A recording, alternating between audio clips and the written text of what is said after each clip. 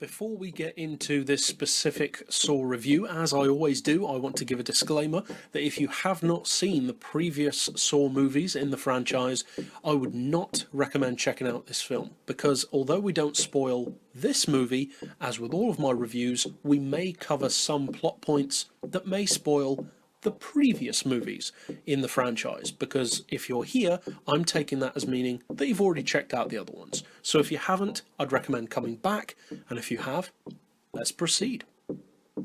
Now, as we bring my review series for Saw to a close with this episode, at least until they bring out Saw Legacy, aka Saw 8, hopefully later this year, we're kind of bringing a number of thoughts to a close.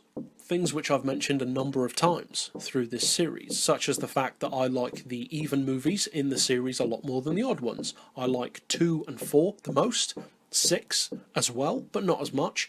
And although I don't dislike 1, 3 and 5, I like them less. I would say I like number 3, then number 1, and then number 5. So where does this one fall? Well, unfortunately, straight off the bat, this is not a good Saw film, and I hate to say that, because I love the franchise, and I mean love it. I love all of the Saw films. I think that they all have redeeming features, and even in this one, it has redeeming features. So why am I saying that? Well, for the simple fact that this Saw film tried to be too many things that it shouldn't have done. For a start, it's the first and currently the only Saw film to be in 3D. Why? We didn't need that. Who was asking for that? Maybe some random person on a sofa somewhere, but the majority of us don't care about Saw being in 3D. But of course, it's the hot new thing, so they did it. That was unfortunate, though understandable. The next thing was the budget. Saw prides itself on being super low budget. Usually it doesn't stray much above 10 million. This movie, on the other hand, cost 17 million to make, and although by Hollywood standards that's still a low budget movie, it's a lot more than the other Saw films, in some cases more than double. So with a box office earning of $136 million, was it really worth that higher budget? Well, from a financial point of view, yes. But what about from a goodwill point of view with the fans? What about from an entertainment point of view? What about from a rewatchability or quality point of view? Well, it's in those areas, unfortunately, that I have to demark and demerit this film. I went into this movie hoping not necessarily for a huge amount of quality, as I do believe that the later movies aren't quite as good as the earlier ones. But the drop in quality for this movie was notable. Now, I know that a lot of people don't consider the Saw movies to have a high level of quality anyway, but for those of us who are fans of it, we would beg to differ. They may not have a huge budget, but what they do with that budget is respectable. They tend to have an impression of those films that they're just about the gore, and that's quite simply not the case. You can certainly watch it if you want to see gore, but that is not what it's about. That's just a byproduct of the nature of the story. The main issue that I had with this particular installment, though, was twofold. One was the visual style, not necessarily the visual quality, but the style of filmmaking, and the second thing was the acting, specifically the line delivery. There are people in this film who pop up out of nowhere and you are suddenly expected to care about them, and although, yes, you could say, well, that happens in every Saw film, you've never met the people in the traps before. Yes, but that is not the same, because those people are not driving the plot, they just happen to be in the plot. You are always following a central police officer or some kind of investigative protagonist, not the people in the trap. You're not rooting for the people in the trap. You're rooting for the police officers involved. The people in the traps just add the stakes. They're not the ones that you follow. In this movie, they bring main protagonists, the people who you actually do follow through the investigation, out of nowhere. And they are just bland, boring, sometimes overacting, sometimes underacting actors who I'm sure are great in other things and I'm sure are nice people, but they just shouldn't be in this film. Because compared to the other Saw films, it makes the whole movie suddenly look and feel like a made-for-TV film. And considering that it had double the budget of some of the other Saw films, that's pretty woeful. And a part of that is not just about the acting, but it's what I mentioned before. The other issue I had, the visual style. Not necessarily the visual quality, but the method of filming, the method of taking you through a scene, the method of taking you through a film, or looking at a character when they're talking or transferring in a conversation. It just doesn't feel right. Everything feels just a little bit off, and some things feel just totally off, such as some of the characters. Now, it probably sounds like I hated the film, and although I didn't love it, certainly not, it is by far my least liked film in the entire franchise so far. There are redeeming features. The main redeeming feature by far of this film, I would say, is actually the traps. The traps are very inventive, very creative, and although they are not executed, for want of a better word, in the right way, the traps are very creative. The opening trap of the film is certainly creative. It just happens to be completely stupid how it's carried out, especially with regard to certain onlookers who do nothing about it. But even apart from the traps, regardless of how they were executed, there are other good aspects.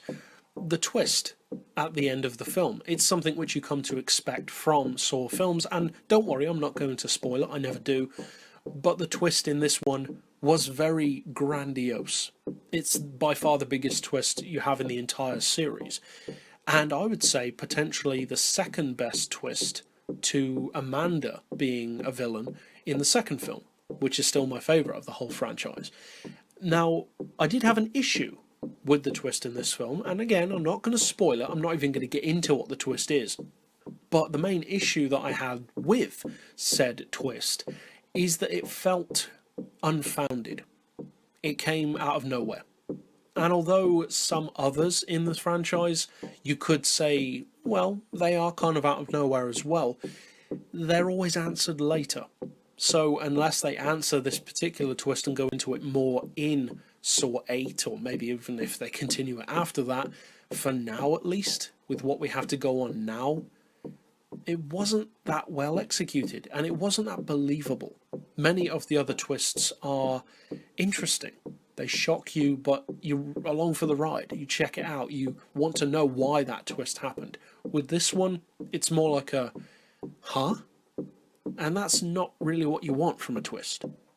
Another thing that I did like, though, about this particular installment in the franchise is that the character of Hoffman as the replacement of Jigsaw, or as the replacement Jigsaw, is much better.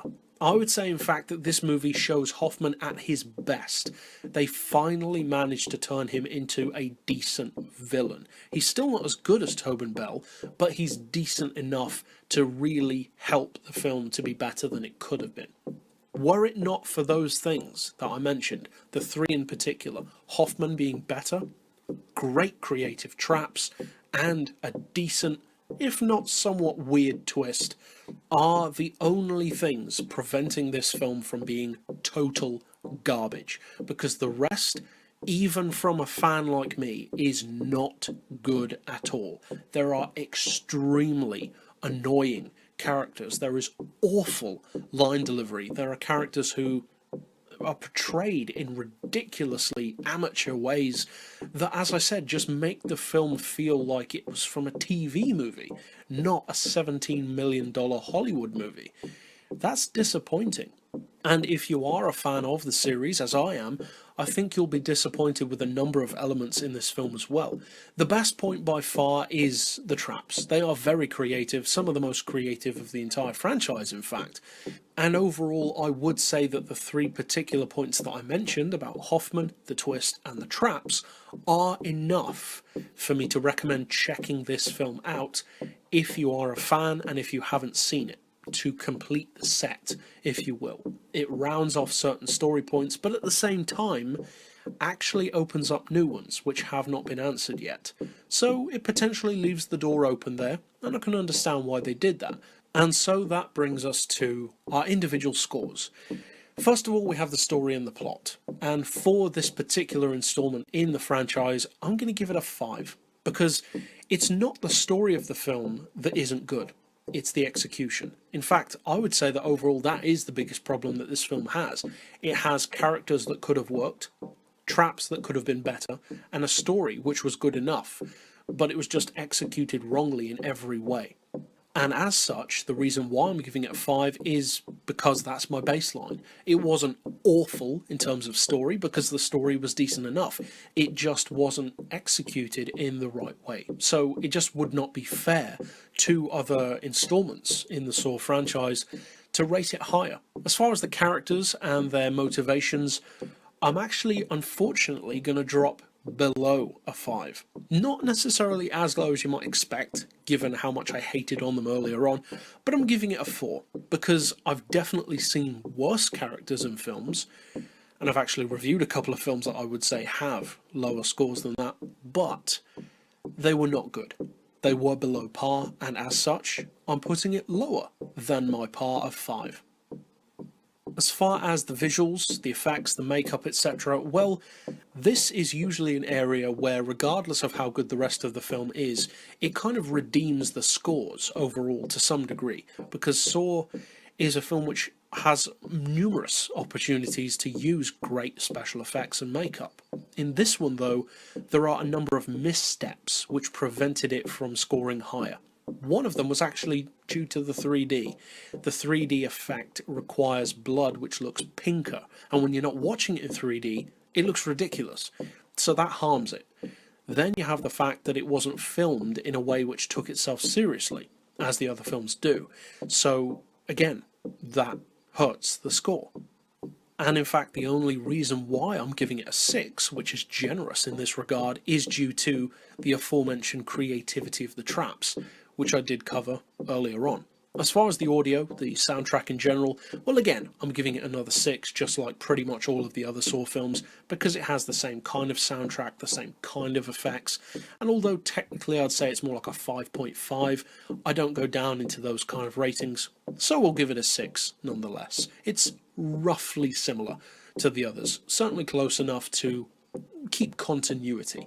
And finally, for the rewatchability and entertainment factor, well, for me, again, it is below par, so I'm going to have to give it a 4. The reason why I'm still giving it a 4 and not even lower is because of those redeeming features that I did mention. There were good points about the film, and for a fan of the franchise, not only would I recommend watching it to round out the series, but it is also entertaining to a point.